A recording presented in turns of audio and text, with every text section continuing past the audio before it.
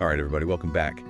Today we're tackling something pretty much everyone deals with. I mean, who hasn't felt fear at some point? Oh, yeah, for sure. It's a pretty universal experience. Totally.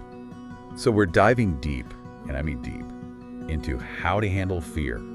Not just the runaway screaming kind, but all those little anxieties that can creep up on you. Right, those little nagging doubts and worries. Exactly. And to do this, we're going straight to, you guessed it, the Bible. Always a good source for some wisdom. You bet.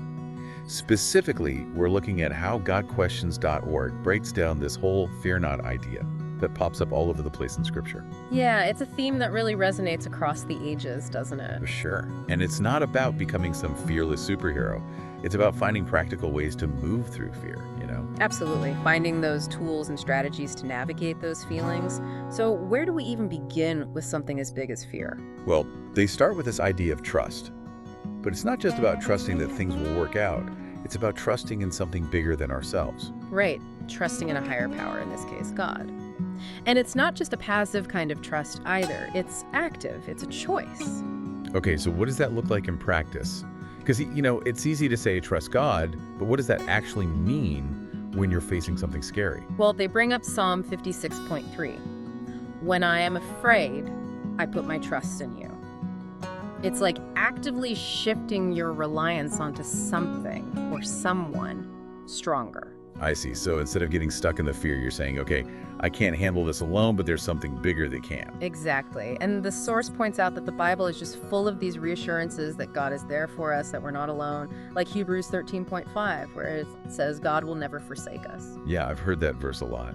But how does that translate to our daily lives? I mean, if I'm stressing about work or family or whatever, how does that verse help? Well, think about it this way. You know how sometimes fear makes you feel weak, powerless, like you can't cope? Oh yeah, definitely. The source highlights Isaiah 12.2, where God is described as both our salvation and our strength. And that's kind of the key, right? Trusting in God means we can tap into that strength. It's not just spiritual, but it actually empowers us to face those challenges. I'm starting to see what you mean. So it's not about pretending the fear isn't there. It's about having something to hold on to when you're going through it. That's it, exactly. I like that. But you know what? Fear can really mess with your mind, right? Yeah. You start overthinking, imagining worst-case scenarios. Oh, absolutely. And the source gets into that too. It's like what we dwell on shapes how we feel. If we're constantly feeding those fears, they just grow bigger. It's so true. It's like that story in Mark 5.36 with Jairus and his dying daughter. Yeah. Jesus tells him, don't be afraid, just believe. Like he's acknowledging the fear, but also saying, hey, shift your focus to faith instead. And that ties into a lot of what we know today about the mind.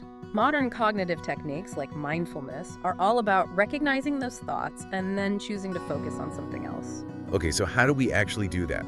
Because it's one thing to say think positive, but when you're in that fear spiral, it's hard to break free.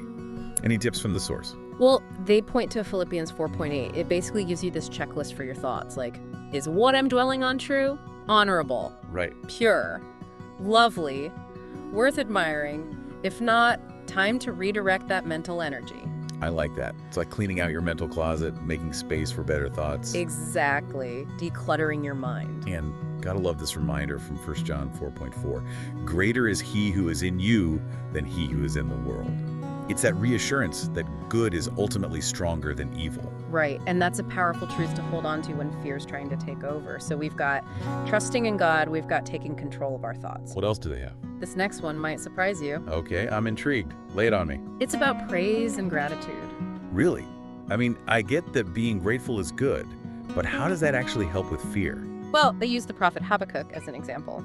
In Habakkuk 3.16:19, the guy is facing some seriously terrifying stuff, but he chooses to rejoice in God. It's just a conscious decision to shift his focus from the bad to the good. I can see how that might be powerful, but it also feels kind of hard when things are tough, like forcing yourself to be happy when you're not. It's not about denying the fear, it's more about recognizing that even in those tough times, there's still good to be found. And you know what? Modern science actually backs this up. Studies have shown that gratitude can actually reduce stress hormones and make you feel better. Wow, so you're saying even small acts of gratitude, like listing things you're grateful for, can actually make a difference in how you feel. That's right. And even something like singing hymns of praise, which they mentioned from Psalm 147.1, can shift your whole perspective. Interesting. It's like retraining your mind mind to focus on the positive instead of getting swallowed by the fear. Exactly. And that kind of leads us to the final strategy, the source highlights. The power of promises. Okay, so how do promises help with fear? Think about it. When we're scared, it's often about the unknown, right? The what ifs and all that. Well, God's promises give us something solid to hold on to, something to ground us. Makes sense. So instead of freaking out about the future, we can focus on the fact that God is in control. Right? Like in Matthew 6.34, don't worry about tomorrow. It's this reminder to let go of those anxieties and trust that God will provide. I've heard that verse so many times, but I don't think I ever really connected it to fear like that before. It's powerful, isn't it? It is. It's like saying, okay, things might be uncertain, but I don't have to carry the weight of the whole world on my shoulders. Exactly. And there are other promises too, like in Philippians 4.1, where it says God will meet our needs. And in Philippians 1.6, it reassures us that God is working in us, even when things are messy, to bring about good. It's like having that bigger picture view, Even if things are scary right now, there's a purpose being worked out that's beyond what we can see in this moment.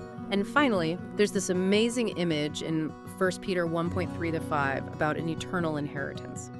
When your hope is anchored in something unshakable, something beyond the fears of this world, well, fear loses its grip. Wow. So to recap, we've got 4 powerful tools to combat fear. Actively trusting in God, taking charge of our thoughts, practicing gratitude, and anchoring ourselves in God's promises. And I think what's important is they all work together, right? They're not isolated strategies, they build on each other. Totally. It's like having this whole arsenal of weapons against fear. But, it all starts with taking that first step. Absolutely. So as we wrap up here, what do you think? Which of these strategies resonated with you the most? And what's one small thing you can do today to put it into practice? Yeah, what's that one little action you can take? Maybe it's a quick prayer, maybe it's writing down a few things you're grateful for. Whatever it is, take that step and move from fear to faith. We hope this deep dive has left you feeling a little more empowered, a little less overwhelmed by fear. Remember, you're not alone, and you've got this. Until next time, keep diving.